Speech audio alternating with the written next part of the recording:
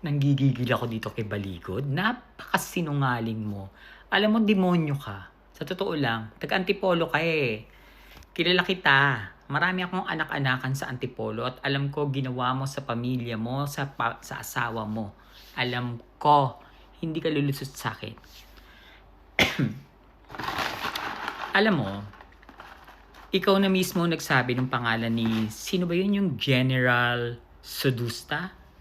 Siya ang head ng security ni Saldico. Yung 100 plus na security ni Saldico, ang may hawak niyan, si retired General Sodusta, Jeff Sodusta. Binanggit mo yan. Diba? Anong sabi ni Ma'am Shi Alan? Sa kanilang pag-usapan, yung mga binanggit mong pangalan, pwede namang ipatawag sa susunod. So, biglang umarte yung isa sa 18 Marines. So, hirap na hirap sila para sa bayan ang ginawa nila. Bakit sila ginaganyan? Bakit sila binabatikos? Hindot.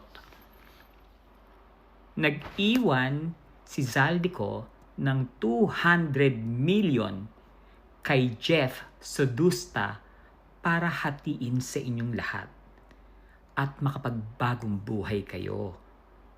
Pero anong ginawa ni Jeff Sodusta? Tig 50k, kain na ako. Tig 50k lang ang binigay sa inyo. 'Di ba? Yung iba, binulsa ni Sodusta. Tatawa ako, makain kasi ako ng cashew nuts mula sa Antipolo. Kasi, ayan taga Antipolo kasi si Baligod. Kawawa naman yung asawa niya. Diyos ko, yun ang katotohanan. Meron kayong tig 50k. Kaso nga lang, hindi nahati ng tama. Hindi ko na, paki-math nga yan. Paki-divide nga yung 200 million sa sa 100 na security, kung magkano yung dapat nila matanggap. Parang yata, 200,000 isang tao, isang security. Pero ang binigay sa kanila ni Sodusta, 50k lang. Ngayon yung iba, okay naman. Umuwi sa probinsya, yung iba naghanap ng trabaho. Pero itong gagong 18 Marines na to, mga mukhang pera, ang ina nyo, dinamay nyo pa kami. Dinamay nyo pa ang bansa, ang mga Pilipino na magkaroon ng gulo sa punyetang maleta na yan. 'Di ba? Pinost ko na yung video na namamalengke kayo. Sabi nyo pa nga, ang daming tumatawag sa inyo, nag-o-offer eh.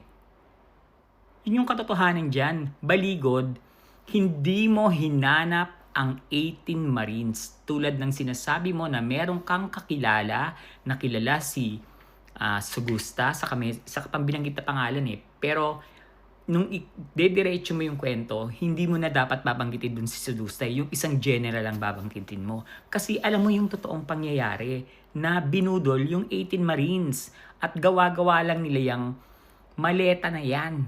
Script nyo ni Alan yan. Just, kung hindi kayo lulusot sa akin, ipakwento mo sa 18 Marines. Sige nga, alam kong alam mo yung kwento na yan eh. Kapag hindi mo yan kinuwento at hindi ka nagsabi ng katotohanan, sinusumpa ko, gagabain kayong lahat. Kakarmahin kayo, gagabain kayo kasi dinamay nyo pa ang Pilipino, ang Pilipinas. Diba? Gumawa kayo ng problema ng kasinungalingan. Nag-iwan si Saldico, kung naririnig mo to. Kilala mo ako, diba? Diba? Nag-iwan ka ng 200 million kay Sodusta para ibigay dyan sa mga buwisit na mukhang perang 18 Marines na yan.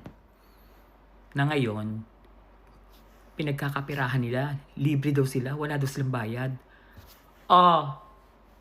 Che, hoy Baligod, baka may dalawin ka ng jowa mo ha. Sinungaling ka. Oo nga pala ha, ganda ng mo. Office mo sa BGC. Mukhang sponsor yata yan ng Chinese ba yan? Ewan. Saan mo nakuha yung pera niya? Churut ka sa akbe. Mga nagmamalinis. Akala mo naman talaga. Mga bayani daw sila. Baka naman bayani kasi Miro.